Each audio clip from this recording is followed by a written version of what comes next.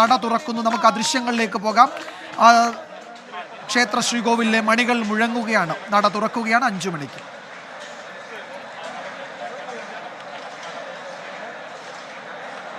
Side മടി വയ്ക്കോ?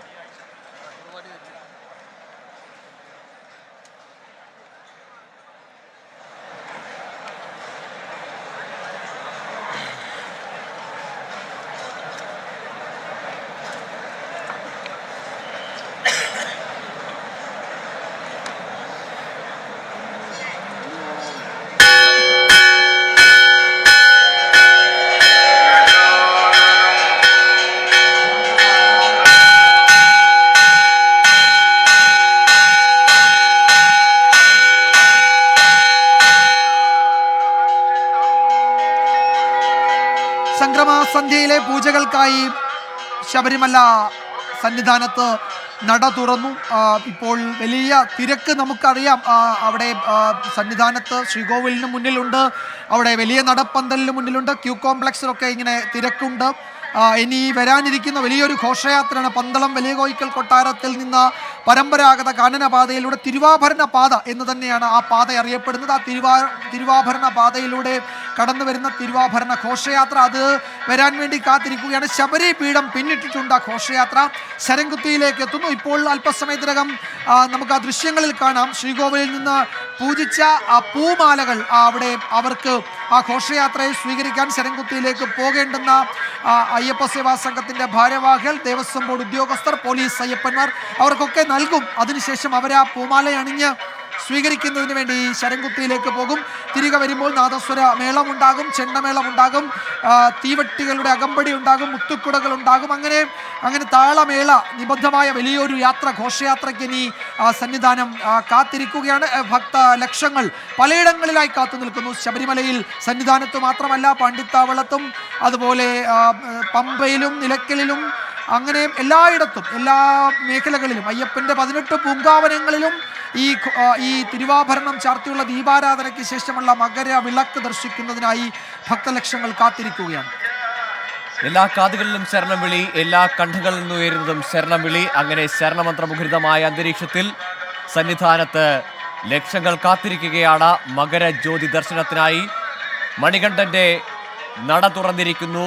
മണിമുഴക്കത്തോടുകൂടി ഇനി അവിടുന്നുള്ള അനുജ്ഞയോടുകൂടി, അനുവാദത്തോടുകൂടി തിരുവാഭരണത്തെ സ്വീകരിക്കുവാനുള്ള സംഘം, അത് ദേവസ്വം പ്രതിനിധികളുണ്ടാവും, ജനപ്രതിനിധികളുണ്ടാവും, ഒപ്പം അയ്യപ്പ സേവാ സംഘത്തിൻ്റെ പ്രവർത്തകരുണ്ട്, മറ്റ് സ്വാമിമാർ, പോലീസ് സ്വാമിമാർ, അങ്ങനെ വിവിധ മേഖലകളിൽ നിന്നുള്ള അല്ലെങ്കിൽ വിവിധ സേനകളുടെ ഭാഗമായി ഈ ദിവസങ്ങളിൽ അത്രയും അവിടെ സേവനമനുഷ്ഠിച്ചവരുടെ പ്രതിനിധികളുണ്ടാവും. അവരെല്ലാവരും ചേർന്നാണ് ഇനി ശരംകുത്തിയിലേക്ക് പോവുക. ശരംകുത്തിയിൽ നിന്ന് ആചാരപരമായ വരവേൽപ്പാണ് നൽകുക. തിരുവാഭരണത്തിന് പന്തളത്ത് സ്രാമ്പിക്കൽ കൊട്ടാരത്തിൽ നിന്ന് സൂക്ഷിച്ചിരുന്ന തിരുവാഭരണം അത് പിന്നീട് വലിയ കോയിക്കൽ ശ്രീധർമ്മശാസ്ത്ര ക്ഷേത്രത്തിൽ നിന്ന് ആരംഭിച്ച തിരുവാഭരണ ഘോഷയാത്ര 83 കിലോമീറ്റർ പന്തളത്ത് നിന്ന് 83 കിലോമീറ്റർ പിന്നിടുന്നു. അത് പിന്നിട്ടെത്തുന്നത് അയ്യന്റെ സന്നിധിയിലേക്കാണ്, ശബരിമലയിലേക്കാണ്. മണികണ്ഠനെ സർവാഭരണ വിഭൂഷിതനായി വില്ലാളി വീരനായി കാണണമെന്ന പിതാവായ പന്തളൻ രാജാവിൻ്റെ ആഗ്രഹമാണ്. അതാണ് ഇന്ന് നിറവേറുന്നത്. അതാണ് തിരുവാഭരണം ചാർത്തിയുള്ള ദീപാരാധന. അതൊരു പുണ്യദർശനമായി എല്ലാ അയ്യപ്പ ഭക്തരും കണക്കാക്കുന്നു. ആ ദർശനത്തിന് വേണ്ടിയാണ് ഇന്നലെ മുതൽ, അല്ലെങ്കിൽ ഇന്ന് ഉച്ച മുതൽ തന്നെ അവിടെ തീർത്ഥാടകർക്ക് നിയന്ത്രണമുണ്ട്. അവർക്ക് ദർശനത്തിന് തടഞ്ഞിരിക്കുകയാണ്. ഇത് ഈ ക്രമീകരണങ്ങളുടെ ഭാഗമായി എല്ലാ തവണയും നടക്കുന്നതാണ്.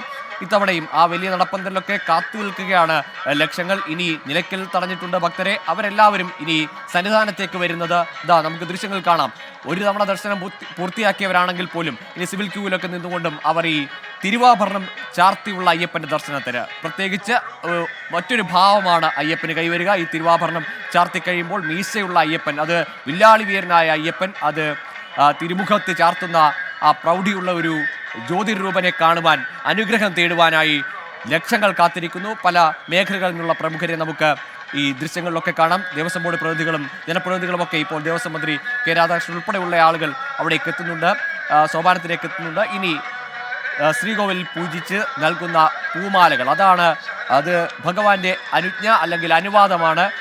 ഇരുമുടി ഇല്ലാതെ അല്ലെങ്കിൽ ഇരുമുടി കെട്ടുകളില്ലാതെ 18-ാം പടി കയറുവാനുള്ള അനുവാദം കൂടിയാണ് ആ പൂമാലകൾ. അത് ഈ അനുഗമിക്കുന്ന തിരുവാഭരണ ഘോഷയാത്രയെ സ്വീകരിച്ചു കൊണ്ടുവരുന്ന ആളുകൾക്ക് ശ്രീകോവിലിൽ നിന്ന് നൽകുന്ന മേൽശാന്തി അണിയിച്ചു നൽകുന്ന ആ പൂമാലകളാണ് ഇരുമുടിക്കെട്ടില്ലാതെ പടി കയറുവാനുള്ള അനുവാദം. ആ അനുവാദം മാലയായി സ്വീകരിച്ചുകൊണ്ട് അവർ ശരംകുത്തിയിലേക്ക് പോകും. അവിടെ നിന്ന് വാദ്യമേളങ്ങളുടെ അകമ്പടിയോടെ, കർപ്പൂരാഴിയുടെ അകമ്പടിയോടെ, തീവെട്ടികളുടെ ദീപപ്രഭയിൽ തിരുവാഭരണ ഘോഷയാത്ര കടന്നുവരും. 83 കിലോമീറ്റർ കാൽനടയായി ശിരസിലേന്തിയ തിരുവാഭരണങ്ങളുമായി തിരുവാഭരണ വാഹക സംഘം, അവരോടൊപ്പം വലിയൊരു അനുയാത്രാ സംഘം കൂടിയുണ്ട്. പന്തളത്ത് നിന്ന് പുറപ്പെട്ടവർ, അവരിൽ ഇരുമുടിയേന്തിയ ഒരുപാട് ആളുകളുണ്ട്. അവരെല്ലാവരും കൂടി ഈ കഴിഞ്ഞ 3 ദിവസത്തെ യാത്രയ്ക്കൊടുവിൽ അവസാനം സോപാനത്തിലേക്ക് ആ ഒന്നാം പേടകം കൈമാറുന്നതോടുകൂടിയാണ് മകരസംക്രമ നാളിലുള്ള ദീപാരാധന. ആ ദീപാരാധനയ്ക്ക് ശേഷമാകും പൊന്നമ്പലമേട്ടിലെ ദീപാരാധന, സന്നിധാനത്തെ ദീപാരാധന. അതിനുശേഷം പൊന്നമ്പലമേട്ടിലെ ദീപാരാധന. മകരജ്യോതി തെളിയുന്നു. ആ ദർശനത്തിന് വേണ്ടി കാത്തു നിൽക്കുന്ന ലക്ഷങ്ങൾ. എല്ലായിടത്തു നിന്നും ശരണമന്ത്രമുഖരിതമായ ഒരു അന്തരീക്ഷം.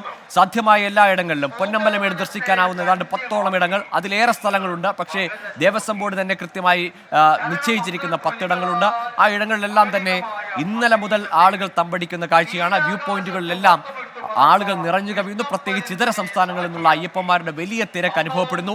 ഇവരെ എല്ലാവരെയും യാതൊരുവിധ സുരക്ഷാ പ്രശ്നങ്ങളും ഉണ്ടാകാതെ, യാതൊരു തരത്തിലുള്ള അനിഷ്ട സംഭവങ്ങൾ ഉണ്ടാവാത്ത തരത്തിൽ കൃത്യമായ നിയന്ത്രണത്തോടുകൂടി, പ്രത്യേകിച്ച് പുൽമേട്ടിലും മറ്റും ഇന്ന് 2 മണിക്ക് ശേഷമാണ് പ്രവേശനം. അതും നിയന്ത്രിത പ്രവേശനമാണ്.